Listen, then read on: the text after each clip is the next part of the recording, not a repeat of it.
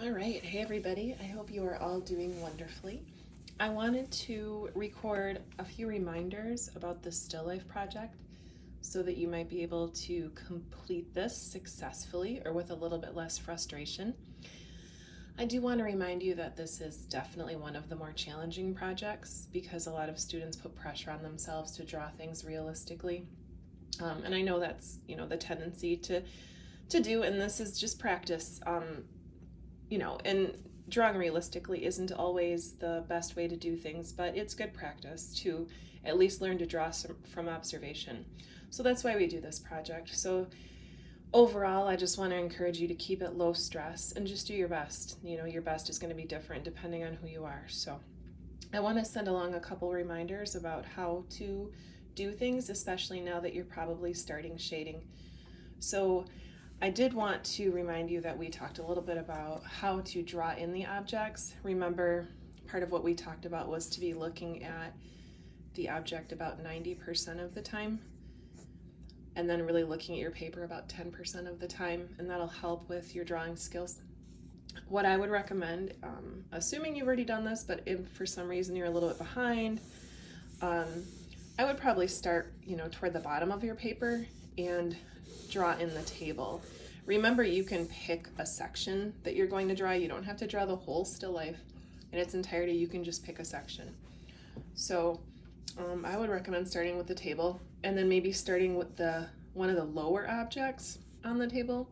So in this case, I'm drawing from, I guess this would be like the, back right corner of the room. I guess depending on where you're sitting, but this is the side with the violin. So it's I'm doing this really quickly, obviously. I don't want to spend all this time just drawing. I want to get to the shading too, so don't mind the quickness of this, but just start with the object that's the lowest. In this case, it actually should have probably been the bow for the violin. Hopefully it hasn't fallen off too many times that things have moved around too much. Feel free to use the rulers too. You know where to find them if you need them. So I have that. Let's kind of draw in a couple details of the violin here. And again, right now I'm looking at the still life as much as I can. And do your best with this. If you're struggling, there's ways that we can accommodate depending on what might work best for you. So reach out in email or whatever, and I'll see if I can make some suggestions to you. Just kind of drawing in these objects. Okay. Then you can kind of move backward from there. So the plant is probably draping around the violin. Just like, I don't know if you remember the very first day of class. Well, one of the first days of class, we drew a plant. That was actually kind of strategic. I was getting you to practice, really trying to look. And I think by the end of the semester, when you revisit that drawing and you draw that plant again, I think your observation skills will have improved a lot, and I hope you'll see some improvement with that drawing. So just kind of, again, trying to not take too much of your time here, getting through this probably a little faster than I should, but this will give you more time to draw and less time to have to watch this video. All right, behind that there's some fabric here that's draped over the basket. One thing we didn't talk about is our ellipses. So ellipses are when something like a cup is turning away from you. Depending at how much of an angle it's turning away will change the ellipse. But an ellipse is basically that shape. Now I have a floating cup. But the top of the basket, even though there's fabric over top of it, is actually an ellipse also. So depending on where you're sitting, this might be completely flat, but if you're sitting up a little higher, you might actually see the back of the basket from where you're sitting. One trick about ellipses that I didn't get to cover is that this curved line at the top of an object is reflected, you could almost kind of like bisect this right in half, and this curve would be the same as this curve. Another interesting thing is that this bottom curve of an object is actually the exact same as this one. So in this case, the bottom curve of the basket would actually mimic or mirror the same shape as this curve at the top. Same thing, there's a little band. Actually, there's a couple. So there's some banding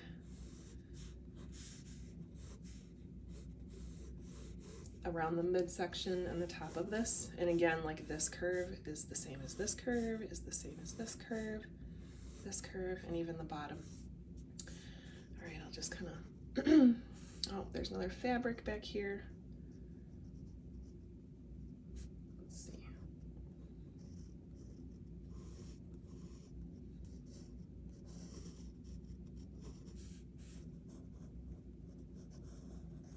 Okay, well, I have enough in there to at least kind of help me get started with demonstrating some shading. So, the light source is probably coming from a certain direction. Depending on where the light is currently is going to impact, of course, what's shaded on the still life, but just for the sake of like following what we've done on different worksheets and stuff I've given you, I'm just going to kind of pretend the light source is coming from the upper left.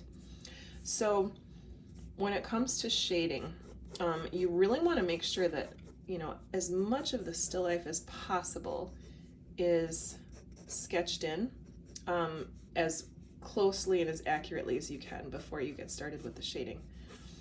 So just kind of making sure I have everything in place here. Another great way to look at it is even just to, you know, kind of look at things upside down too, you know, and just make sure. It kind of changes your perspective. You know, you can see different things, like see if things are asymmetrical. I know I showed you the symmetry trick with tracing paper before I left. So, change your perspective, stand up, walk around, see how it's going. Change your perspective. You know, you can kind of stand up with your paper and hold it back and kind of compare when you're holding up in front of you. So anyway, so shading, let's talk about that. There are shading pencils. You remember where they are from when we did the shading worksheets at the beginning of the year? Up on that counter to the right of the classroom are a bunch of shading pencils. You would probably want to use a 4B, 5B, or a 6B pencil for shading. This is an HB, unfortunately. Do as I say, not as I do. I didn't have a 6B that I could find in my possession. So there's shading pencils up there. You have those erasers, or I'm sorry, the pencil sharpeners, so you can sharpen that over the garbage. Use the handheld ones, don't use the electric ones for drawing pencils. There's blending stumps up there, and tortillions, and then erasers too. And of course I didn't grab an eraser. Let's see what I can find. But anyway, so what you're gonna do is, I would start with like the middle values. So even if you still have the shading worksheets, sometimes those are kind of nice to revisit. We did them at the very beginning of the year, but in some cases I would have actually had the class do them right before they started the still life. Sorry, I think this is making the camera shake a little bit. But, you know, remember we did these 5-step value scales.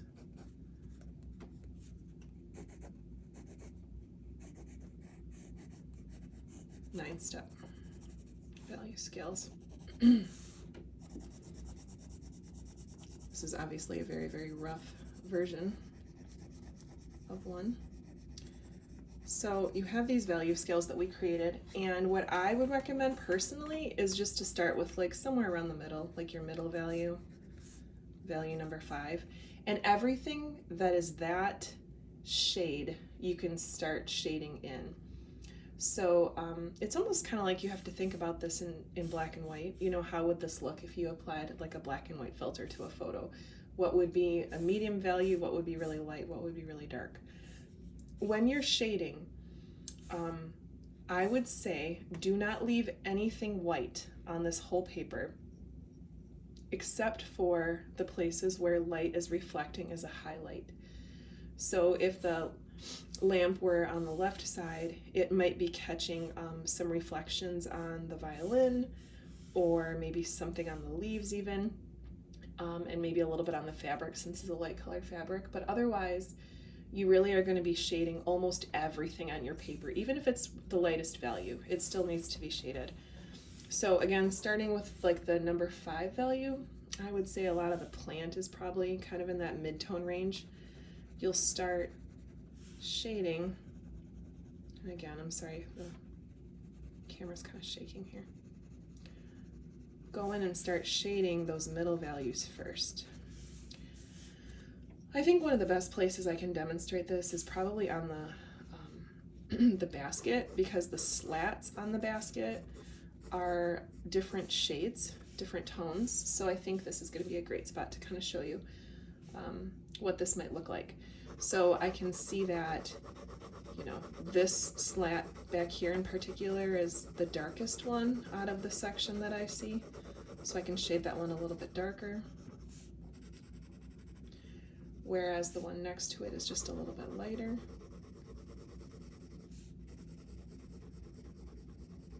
The one by that is very, very light.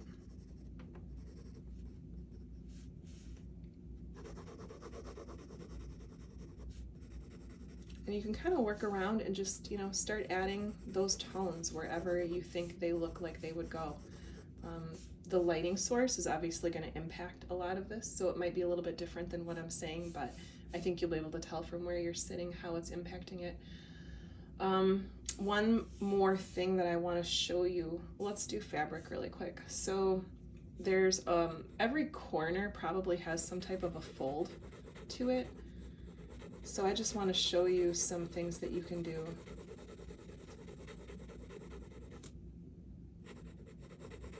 To create some of that shading.